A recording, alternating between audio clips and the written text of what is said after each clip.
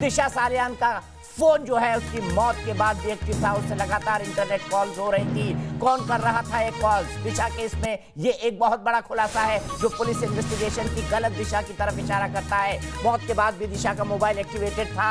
Mumbai police ने ये कहकर पल्ला झाड़ने की कोशिश की थी कि हमने एक्टिवेट करके रखा था डाटा की जांच के लिए। ये देखिए दिशा सालियान का नंबर, इसकी पूरी की पूरी कॉल रिकॉर्ड्स हमारे संवाददाताओं ने निकाल ली है। कॉल रिकॉर्ड्स आप देख रहे हैं दिशा सालियान की कॉल रिकॉर्ड्स के हिसाब से दिशा सालियान का फोन उसके मौत के बाद भी एक्टिव था।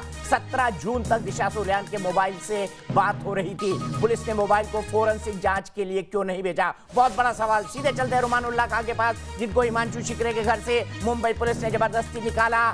सवाल यह है कि मौत के बाद कौन कर रहा था मोबाइल का इस्तेमाल? पुलिस ने इसको फोरेंसिक के लिए सीज क्यों नहीं किया? रुमान, आपसे समझना चाहूंगा, आप 10 साल से ज्यादा से क्राइम रिपोर्टिंग कर रहे हैं, मुझे बताइए, अगर कोई आत्महत्या करता है तो ये पुलिस की जिम्मेदारी नहीं बन जाती है कि उसके मोबाइल फोन को फोरेंसिक के लिए सीज किया जाए, क्योंकि अगर कोई फाउल प्ले हुआ है तो उसका खुलासा हो सके?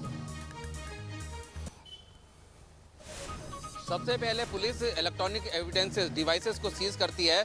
इसके अलावा उस जगह का नक्शा बनाया जाता है और जो तमाम लोग हैं जो उस समय वहां मौजूद थे उनकी भी इलेक्ट्रॉनिक सर्विलांस के जरिए पता लगाने की कोशिश करती है किससे बात हुई थी। ऐसा नहीं है सिर्फ उस समय का, बल्कि पिछले महीनों के रिकॉर्ड भी निकाले जाते हैं, किससे बात हो रही थी, क्या हो रहा था। लेकिन इस मामले में कुछ नहीं हुआ। लेकिन न्यूज़ नेशन ने जो खुलासा किया है उसके बाद देश भर में हड़कंप है, और हड़कंप हिमांशु शिकरे के घर में भी है। वो लगातार न्यूज़ नेशन देख रहा है और इसी वजह से उसने पुलिस को भी बुलाया था, क्योंकि ये वो राजदार है जो जानता है कि आखिर मोबाइल क्यों नहीं सीज किया गया, उसके मोबाइल से कॉल किसने की, अगर रात को 100 नंबर की कॉल दिशा सालियान ने की थी तो क्यों की थी। ये सारे राज ये शख्स जानता है जो सबसे प्यारा दोस्त था, सबसे करीबी दोस्त था दिशा सालियान का।